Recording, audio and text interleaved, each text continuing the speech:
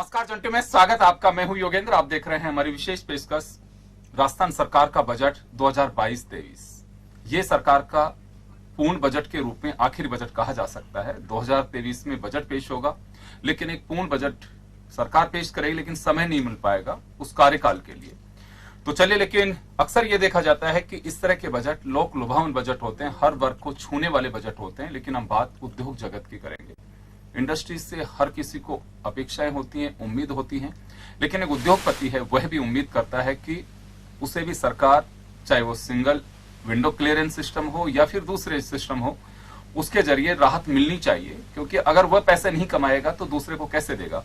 बिल्कुल एक लॉजिकली अगर हम केमिस्ट्री को समझने की कोशिश करें तो एक सीधी दिखाई देती है कि पैसे होंगे किसी के पास में तो पैसे खर्च करेगा, लेकिन फिर भी उद्योगपति रिस्क लेता है कि हम आगे बढ़ सकते हैं, इसके जरिए पैसे को हम सर्कुलेट करेंगे तो ये एक मनी रोटेशन में आएगी, तो उससे वापस हम रिगेन भी कर सकते हैं। तो चलिए हम चर्चा शुरू करेंगे और इस मुद्दे को लेकर के हमारे साथ उद्योग जगत के एक्सपर्टीज जुड़ेंगे। हमारे साथ 40 के कार्यकारी अध्यक्ष अरुण अग्रवाल साहब जुड़ रहे हैं, जगदीश सोमानी जी हमारे साथ उद्योगपति जुड़ रहे हैं, जंटू के एडिटर इन चीफ एस के सुराना साहब हमारे साथ जुड़ रहे हैं और महिला उद्यमी लीना शर्मा हमारे साथ जुड़ रही हैं। सभी का स्वागत है। सर, आपके पास आना चाहूंगा मैं एक बार। इंडस्ट्रीज को अगर यूं देखें तो कोविड की वजह से अगर सबसे ज्यादा कहीं प्रभावित हुआ है तो उद्योग धंधे हुए हैं। उसके अलावा एक कटु सत्य है कि अगर कहीं पे किसी को डोनेशन चाहिए, वो उद्योग जगत चाहे कितना भी अंदर से जर्जर पोजिशन में पहुंचे, लेकिन हर किसी को अपेक्षा होती है कि उद्योगपति के पास में पैसा भी होगा। हमने कोरोना में भी देखा कि आप दानदाता हैं, आप आगे आइए, लोगों ने किया भी। तो अब लगता है कि जब कोविड थोड़ा थम रहा है तो उद्योगपतियों को भी इस तरह की राहत दी जा सके। देखिए योगेंद्र जी, अभी उद्योगपति की हालत सबसे ज्यादा खराब है, क्योंकि उसको एक परसेप्शन से भी, जैसा आपने कहा, जूझना पड़ता है कि सारी जनता समझती है उसके पास बहुत पैसे हैं, वो क्यों नहीं कर रहा, वो क्यों नहीं इंडस्ट्री लगा रहा, वो क्यों नहीं एक्सपेंशन कर रहा, क्यों नहीं नई हायरिंग कर रहा। लेकिन हमें समझना ये होगा कि पिछले 3-4 साल में जाने अनजाने में उद्योग जगत के साथ और स्पेशली MSME के साथ बहुत ज्यादा कुठाराघात हुए हैं। सबसे पहले तो नोटबंदी से शुरुआत हुई, जिससे हो सकता है बड़े और जो लिस्टेड और जो फॉर्मल सेक्टर के उद्यम थे उनको कोई खास फर्क नहीं पड़ा हो, लेकिन जो मध्यम जगत के थे, जो MSME थे, उनको बहुत ज्यादा नुकसान उठाना पड़ा था। उसके बाद GST के चलते भी कई उनकी खामियां रही, जिसके चलते भी वो नुकसान उठाना पड़ा। और सबसे ज्यादा, जैसा कि आपने कहा, कोरोना के चलते 1 लहर, 2 लहर, 3 लहर होने के चलते बहुत से MSME तो बंद ही हो गए। ऐसी स्थिति में सरकार को, केंद्र सरकार को भी मैं चाहूंगा और राज्य सरकार दोनों ही इस पे बहुत ही जिसको कहते हैं प्यार भरी नजर की जरूरत है, जिससे कि यह सेक्टर वापस उठ सके। क्योंकि आज जो उद्योग जगत में भी MSME ही होता है जो कि सबसे ज्यादा रोजगार देता है। तो MSME ही होता है जिसको छोटे छोटी राहतों से भी राहत मिलती है। अब आप एक कोई 10,000 करोड़ का ग्रुप है, उसको आप अगर 1-2 करोड़ एक्स्ट्रा भी कोई फायदा टैक्स में दे देंगे तो उससे कोई खास फर्क नहीं पड़ेगा। लेकिन एक जो MSME है उसको अगर 5 लाख, 10 लाख, 20 लाख, इवन एक इंटरेस्ट सब्सिडी और भी तरह तरह की जो पेनल्टियां हैं उनको वेव करके या इस तरह की चीजें करके अगर उसको राहत दी जाए तो हो सकता है कि वो अपनी हिम्मत करके वापस कहीं ना कहीं से जुगाड़ करके अपनी इंडस्ट्री को चालू करे। और इंडस्ट्री को चालू करेगा तो नेचुरली फिर रोजगार के अवसर भी लोगों को मिलेंगे। सर, ऐसा लगता है आपको कि जैसे क्रेडिट कार्ड स्कीम की अभी डिमांड होने लगी है कि 10 लाख तक का एक क्रेडिट स्कीम के तहत कार्ड दिया जाए, जैसे सोसाइटीज में दिया जाता है एग्रीकल्चर सेक्टर में, उसी तरह से किसान की तरह। लेकिन स्टेट और यूनियन गवर्नमेंट, केंद्र सरकार मिलकर के, जैसे बहुत सारी प्लानिंग्स ऐसी होती हैं कि किसी योजना को डेवलप करने के लिए इतना शेयर गवर्नमेंट ऑफ इंडिया और इतना स्टेट, तो इस तरह से इंडस्ट्रीज को लेकर के भी, चलिए GST है, उसमें एक स्लैब्स बने हुए हैं, कोई ऐसा एक राहत पैकेज या कुछ तैयार किया करना चाहिए कि दोनों मिलकर ज्वाइंट वेंचर में उसको प्रमोट कर सकें। बिल्कुल करना चाहिए। एक इंटरनेशनल स्टडी हुई थी जिसमें बताया गया कि अपना जो कोई यहाँ पर अगर कोई उद्योग चालू करता है तो उसको कम से कम नहीं तो हजारों ऐसी चीजें होती हैं जिससे उसको क्लियरेंसेस लेनी पड़ती है। और इतने ज्यादा लीगल फ्रेमवर्क में जटिलताएं हैं और सैकड़ों ऐसे इंस्टांसेस जहां पर हर चीज के लिए जेल का प्रावधान है।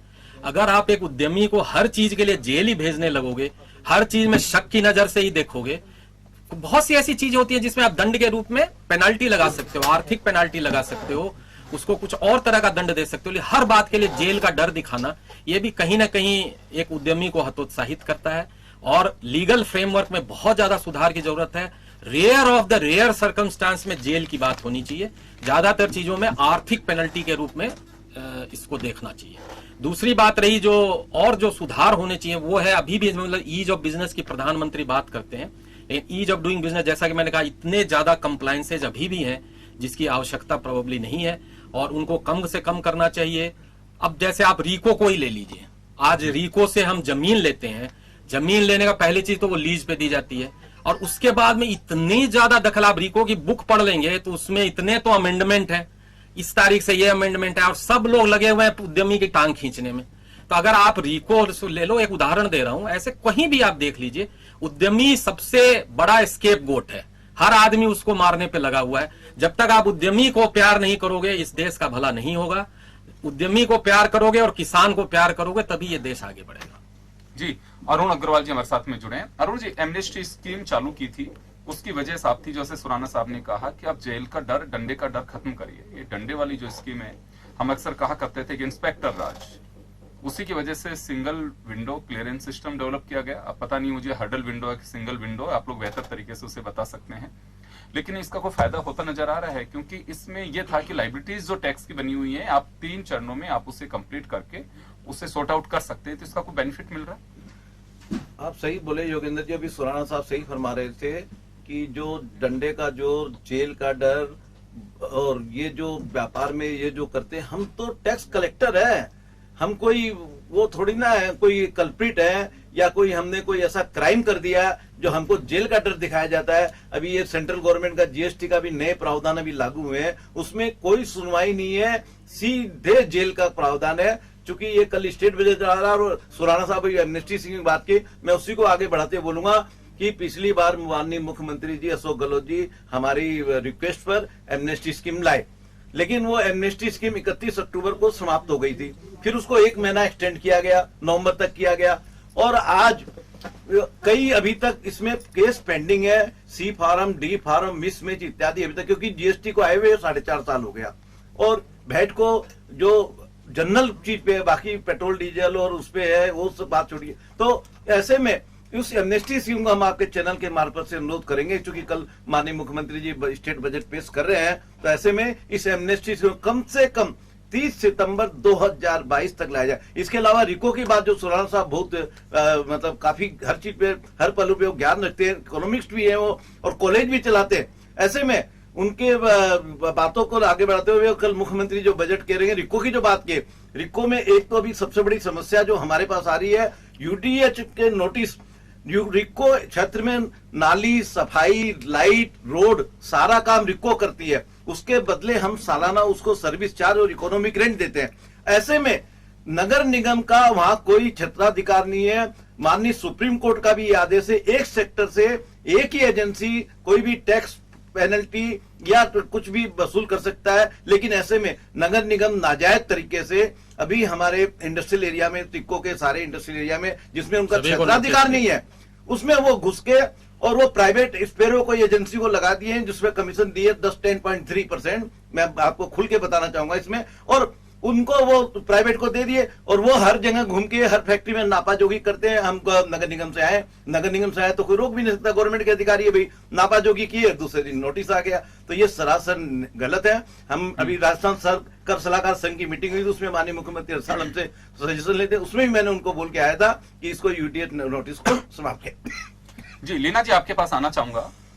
स्टार्टअप्स के लिए कहा था मुख्यमंत्री जी ने कि 15 लाख तक के जो रजिस्टर्ड स्टार्टअप्स हैं, बिना टेंडर उनके वर्क दिया जाएगा। दूसरा, डीएलसी रेट में 10% का कटौती की थी उन्होंने, और 50 लाख रुपए तक के फ्लैट्स में उन्होंने बड़ी राहत दी थी। इसको आगे बढ़ाने की आवश्यकता है कि इस अमाउंट को और इंक्रीज करना चाहिए?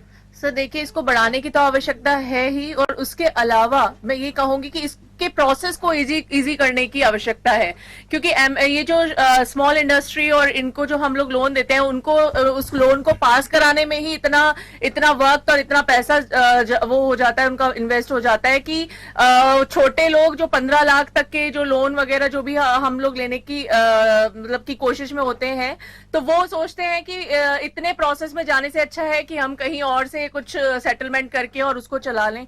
इसके अलावा एमएसएमई और ये जो अपने छोटे मोटे जो उद्योग हैं उनको तो बढ़ावा अपन को देना ही चाहिए। जैसे कि कोविड काल में छोटे छोटे जो उद्योग में जो कितने लॉसेस लगे हैं, जो भी ये जो उद्यमी है इन्होंने काफी फेस किया है, तो उसके लिए भी इनको एक स्पेशल बजट और स्पेशल एक उसका अमाउंट का इनको एक बजट में अनाउंसमेंट करना चाहिए। इसके अलावा मैं चाहूंगी कि ये जो अपने रियल एस्टेट जिसकी हालत 5-6 साल से बहुत ही मतलब खराब स्थिति देखी जा रही है, तो सरकार को कुछ प्रावधान ऐसे लाने चाहिए कि उसमें मतलब बिल्डर्स को भी और जो बायर्स है उनको भी मतलब एक अच्छा प्रिविलेज मिले।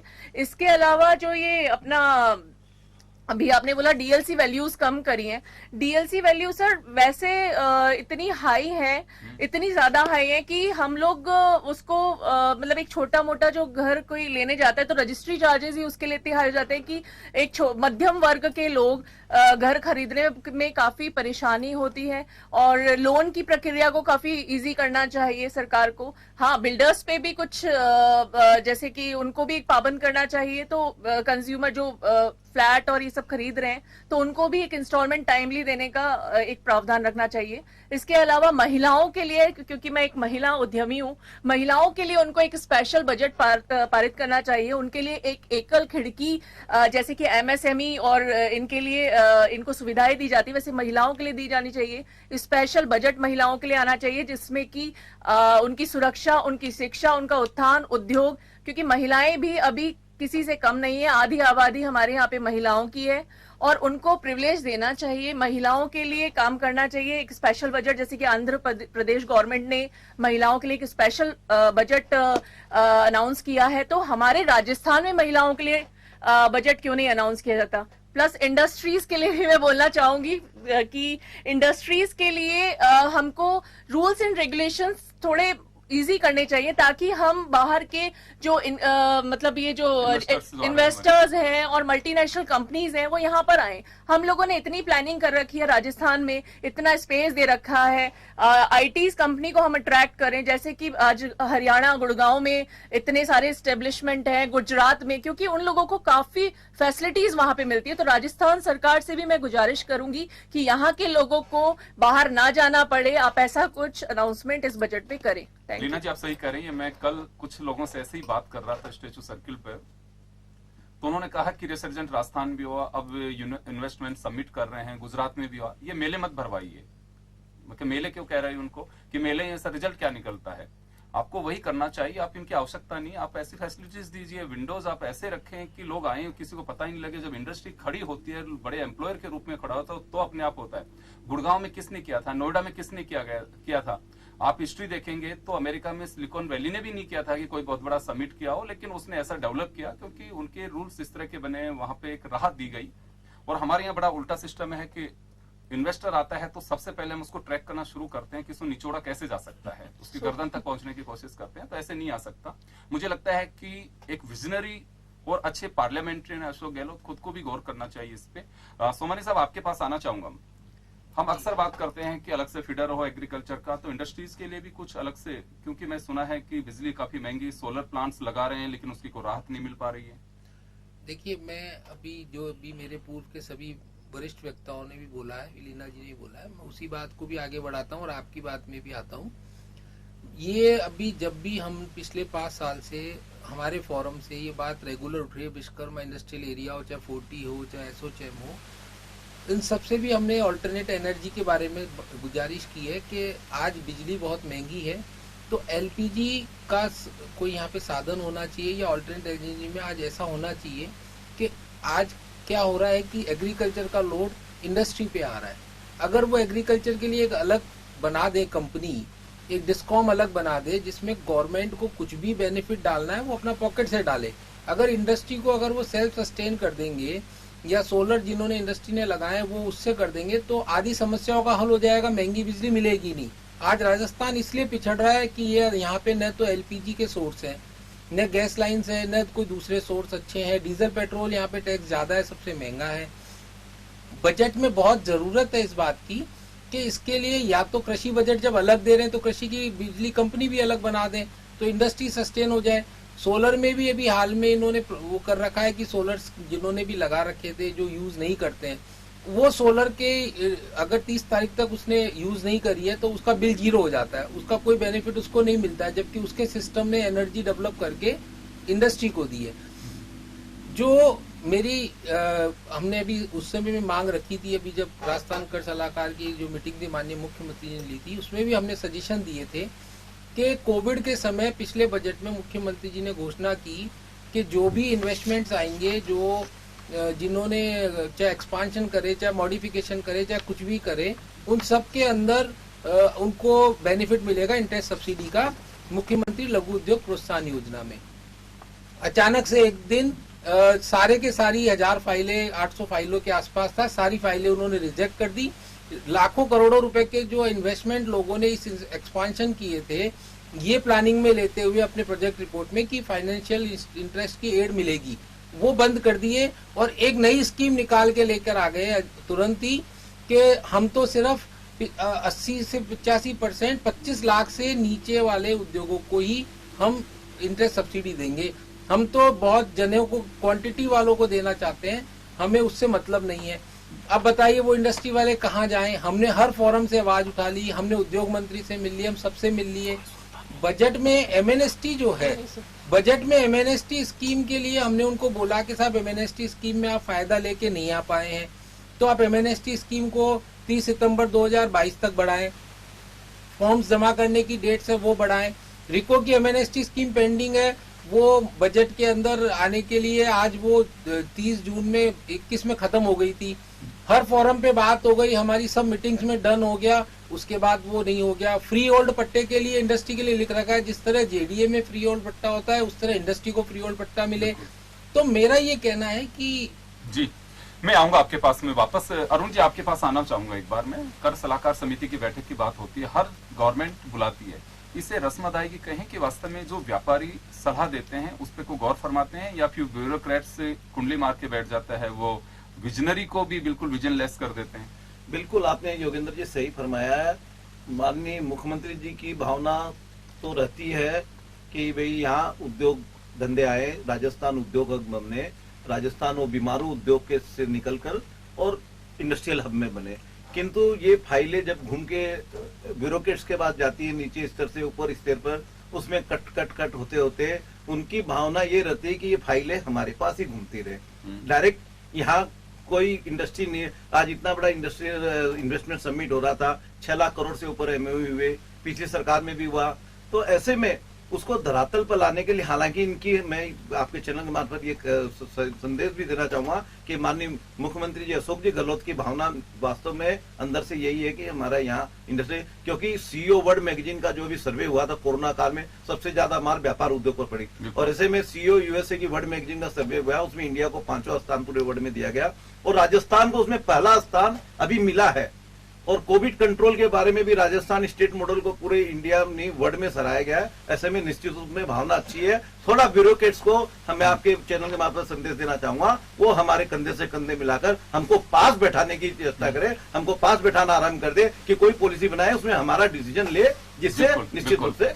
और कायदा भी यही कहता है कि आप जिसके लिए स्कीम लॉन्च कर रहे हैं कम से कम उनसे तो पूछिए कि ये आपके लिए कहीं हर्डल तो नहीं बनेगी। मैं सुराना साहब के पास जाना चाहूंगा। सर एक बहुत इजी जो मुझे चीज लगती है, मैं नाम नहीं कोट करना चाहूंगा, इसी सरकार के एक कद्दावर नेता, उनका कहना था कि बड़ी अजीब स्थिति है कि ये मैंने देखा कि 1-2 बार गवर्नमेंट टूर्स में गए, आपको अगर जाना है गवर्नमेंट किसी भी टूर में जाना है, गवर्नमेंट ऑफिसर जाएंगे तो उस वक्त एयर इंडिया के अलावा दूसरी फ्लाइट्स आप नहीं ले सकते थे। टेलीफोन लगाना है आपको बीएसएनएल का लगाना पड़ेगा। सरकार ये कर सकती है कि अपने यहाँ का एमएसएमई का जो प्रोडक्ट है, अगर गवर्नमेंट में कहीं पे भी अगर उसको आवश्यकता है, हमारे दूसरी जगह से मंगाते। बड़ी रोचक बात देखिए कि राजस्थान का सरिया पीडब्ल्यूडी में काम नहीं ले सकते आप, आपको चाहिए या तो हिसार जिंदल से मंगवाइए, टाटा का मंगवाइए।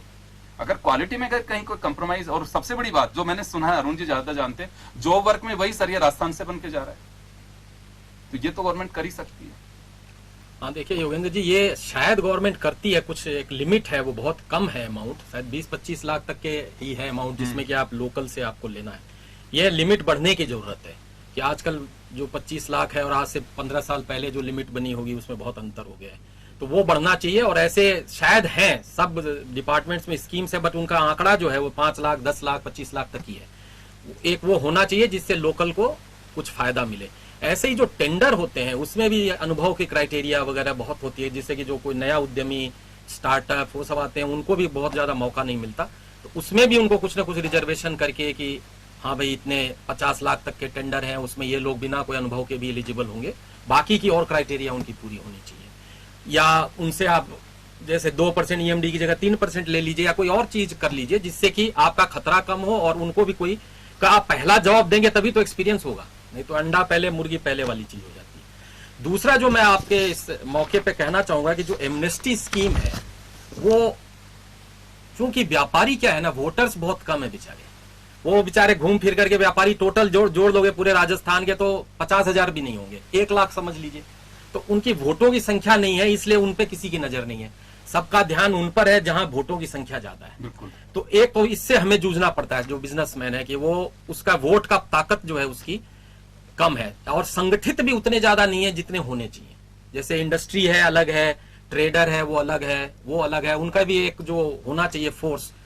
एक ही चीज पॉजिटिव है कि कैपिटल का फोर्स है इनके पास, चुनाव में चंदा यही लोग देते हैं, ये सब होते हैं, तो ये सब चीज का थोड़ा सा दबाव जरूर है। उसके अलावा इनका जो वोटों की जो मार होनी चाहिए वो नहीं हो है।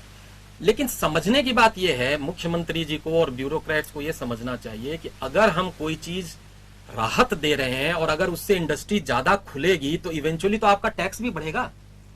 कोई एक ही मुर्गी जो अंडा देना बंद करे उसी को मार के खा जाओगे, इससे अच्छा 4-5 मुर्गियां और पैदा करो जिससे अंडे खाओ आप। तो ये वाली जो सोच है इस पे नजर देने की जरूरत है। और मैं ज्यादा समय नहीं लेते हुए 2-4 जो एमनेस्टी स्कीम में चीजें होनी चाहिए और तत्काल राहत की जरूरत है वो हमें करनी चाहिए।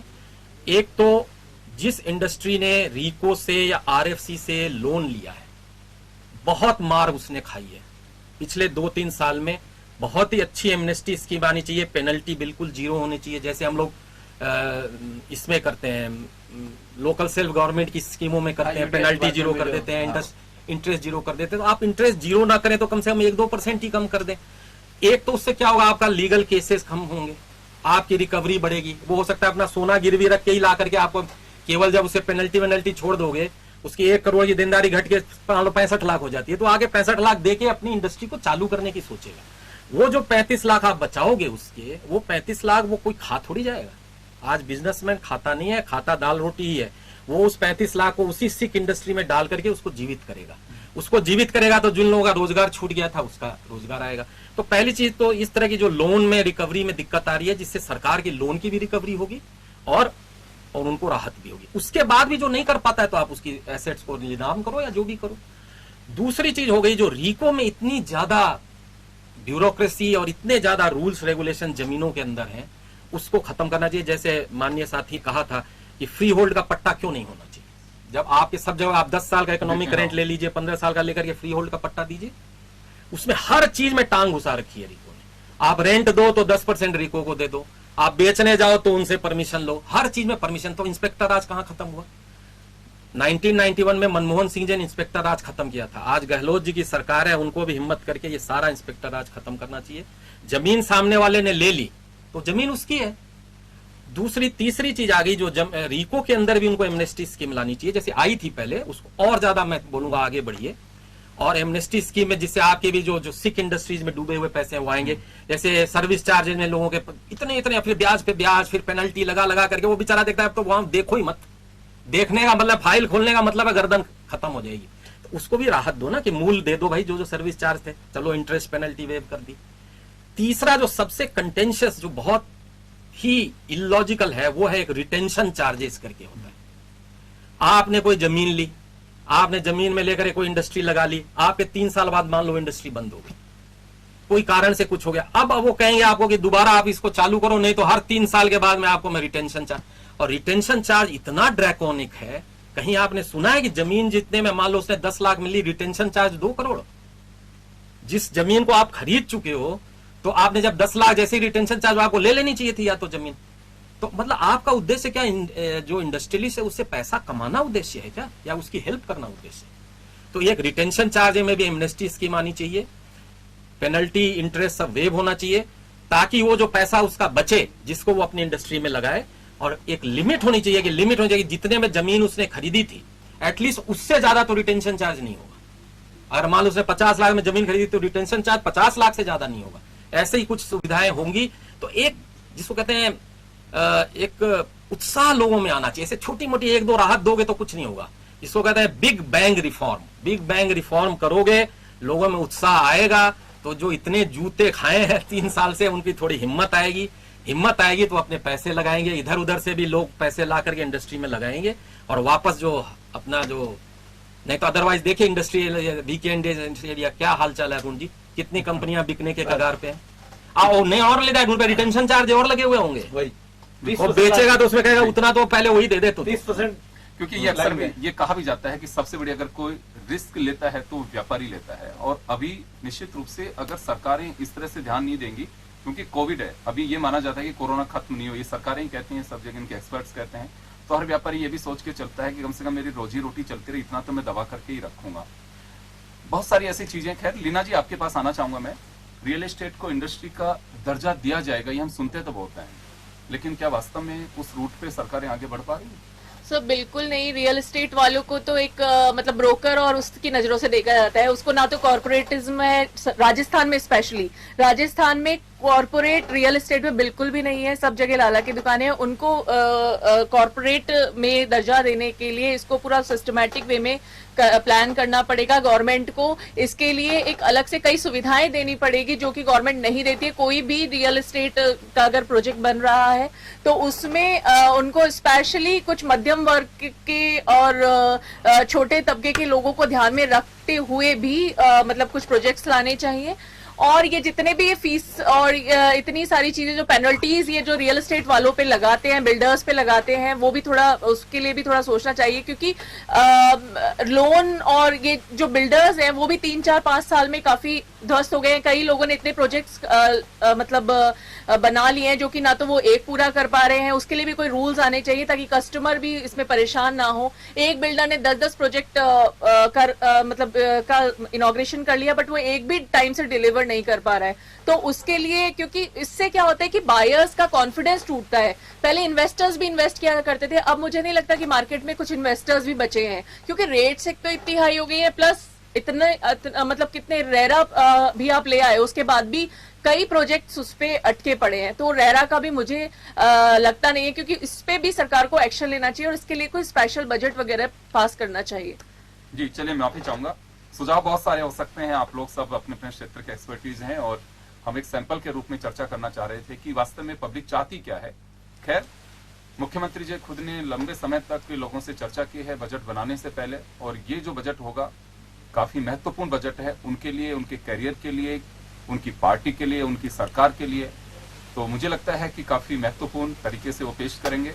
एक बात मैं जरूर चलते चलते कहना चाहूंगा कि जैसे हमारे एटर्नी चीफ एस के सुराना साहब ने बहुत पहले कहा था कि मैनिफेस्टो को लागू करने के लिए कोई ऐसी अथॉरिटी होनी चाहिए, वैसे ही बजट कितना हुआ, कितना नहीं हुआ, कितनी योजनाओं का हम कितना पैसा यूज किया, उसका भी एक लेखा जोखा बजट के दरमियान आना चाहिए। हवा में नहीं, लेकिन बताया जाना चाहिए कि इन घोषणाओं की हकीकत ये है।